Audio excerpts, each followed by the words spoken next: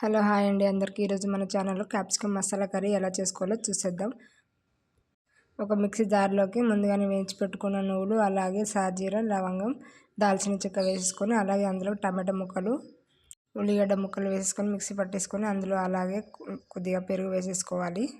పెరుగు వేసుకొని మిక్సీ పట్టేసుకొని పక్కన పెట్టేసుకొని, వేరొక గిన్నెలోకి నూనె పోసేసుకొని క్యాప్సికమ్ ముక్కలను వేసేసుకొని మగ్గించుకోవాలి. అలాగే కొద్దిగా మగ్గిన తర్వాత అల్లం పేస్టు, పసుపు వేసేసుకొని ఉడికించుకోవాలి. అలాగే కొద్దిగా ఉడికిన తర్వాతకి ముందుగా మనం మిక్సీ పట్టేసుకున్న టమాటో, పెరుగుని ఇలా వేసేసుకొని కలుపుకోవాలి బాగా. అది కూడా పచ్చి వాసన పోయేంత వరకు ఉడికించుకొని, అందులో కొద్దిగా కారం వేసేసుకొని అది కూడా పచ్చి వాసన పోయేదాకా ఉడికించుకోవాలి. అలాగే